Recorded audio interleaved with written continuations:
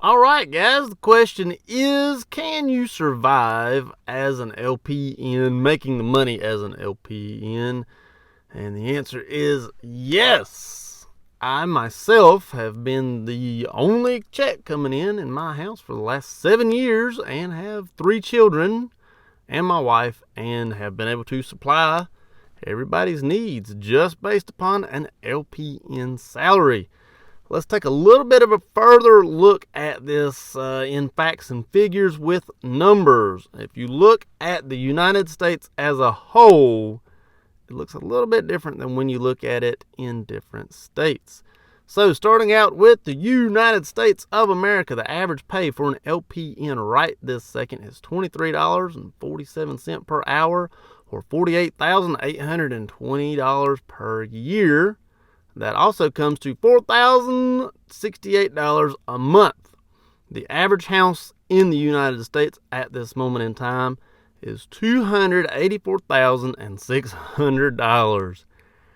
Ouch! That's a big, expensive house right there. A mortgage based upon 5% down and 30-year fixed rate, and whatever Zillow put in, because I just used the generic Zillow mortgage calculator, came to $1,672 of a month for a mortgage for a 5% down at 30-year fixed rate.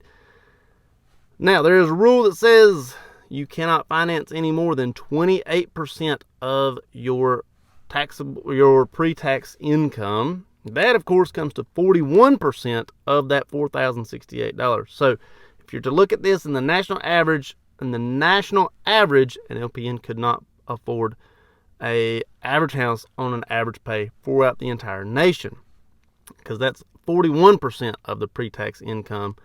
Also, if you add in a car payment, of course, the average car right now, according to Google, is $563 per month for a car payment. Once you add these two bills together, the $672 and the $563, add them together and take them away from the $4,068, you are left with $1,833 per month as an LPN. So not a lot of money that you're left with, or 45% of your regular income. However, this is a national average. The story changes when you look at different states. So to decide to represent the story a little bit better, I picked the highest paid state and the lowest paid state. Alaska, of course, being the highest paid state, and West Virginia being the lowest paid state. In Alaska right now, the average pay for an LPN is $67,620 per year, and in West Virginia it is $38,940 per year. Alaska, you're making almost double what you're making in West Virginia. Let's take a look at these facts and figures and sort of better represent the LPNs that, per state, and how you can actually survive with a family on an LPN salary. Because yes, it can be done, because I do it day in and day out, week in and week out. Yes, I personally do this with the family and still pay for my house. I live in my house. It's a mortgaged house. How can you do it? All right, let's look at Alaska first, because, well, highest paid individual, and then maybe these numbers will shock you a little bit. Of course, as we said before, they make $67,620 per year. That's $32.51 per hour, or $5,635 per month. In Alaska, the average house is actually pretty close to the average house in America, $290,400. I hope that's a big house in Alaska. Of course, you got to pay for more things in Alaska, That comes to, with the 5% down and 30-year fixed rate, according to Zillow, $1,707 per month. One thing to note, Zillow automatically put in the tax rate. Alaska, I think that their taxes are really, really different, and you also get paid like just for living there. So put an asterisk by that. So $1,707 per month.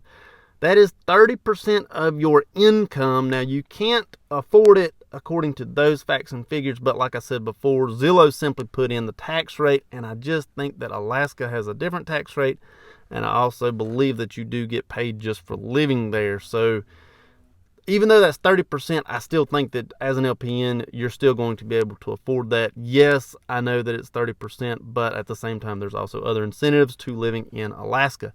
With the $563 per month car payment that you pay for an average vehicle here in America, you're looking at a leftover amount after you add up the $1,707 and the $563 for your car payment. Once you add those two bills up, you're left with $3,365 a month, or 59% of your pay. Not looking too bad. 59%. You got that left over to pay for insurance, food, power, water, whatever you want to do on vacation, clothes, kids stuff, whatever it is you want to buy. You're left over $3,365 per month. Not looking too bad. And like I said, put an asterisk by that $1,707 a month, because I just think that Alaska it's just a different state altogether. You know, it's not really connected, and their tax rate is a little bit different. Let's look at the lowest paid state that there is. West Virginia. West Virginia, you're looking at $18.72 per hour on average. That's $38,940 per year, or $3,245 per month. You're already starting out in West Virginia less than what you had left over in Alaska. So, you know, a little bit different. However, cost of living is a little bit different. The average house in West Virginia, $132,400. $132,400. Or once you do the 5% 30-year fixed rate mortgage of $781 per month. 24% of your pre-taxed income. So you're pretty well set. You could actually afford better than average house in West Virginia. Yes, you can, according to these facts and figures, because that's 24% of your income and not the magic 28% number. Once you add in the vehicle, the $563 that you pay for a car, well, of course, everybody needs a car. Once you add those two facts and figures in, you're left with $1,901 left over per month. That's power, water, insurance. All those other things have to come out of that $1,901. Or, get this, 58% of your monthly income is still left over. Now, once you add in decimals, those numbers are actually a lot closer than what you think. In Alaska, you're left with 59%. In West Virginia, you're left with 58%.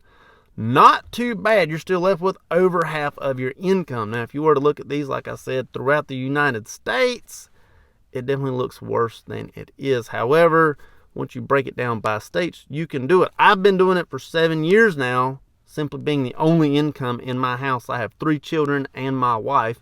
We financed our house, and we have vehicles. Of course, my vehicle's paid for. I budgeted a little bit different. I don't make a car payment. If you do or do not make a car payment, that's, of course, going to judge things, and how you budget is going to judge things. But yes, you can absolutely live on an LPN, LVN salary comfortably. We're not the richest people, but we're definitely not hurting for meals at this time either. Thankfully, thank God that we are not, out there hurting. We know where our meals are coming from. We know where food is coming from. We know that we have the money to do so. The facts and figures came from, when it comes to finances, the average pay came from the Board of Labor, the U.S. Board of Labor, which is actually a thing, believe it or not. Zillow provided us with the mortgage income amount. Homes.com provided us with the average home price. And Google simply provided us with the average car payment of what it is. I did my own math. It could be different, could be bad, could be wrong. I hope that you learned something. I hope that you understand that as an LPN, you could still live fairly comfortably and not have to worry about too much going on. If you like this video, check this one out over here. Don't forget to like, share, and subscribe over there. I hope it helps. Hope you learned something. Thank you much.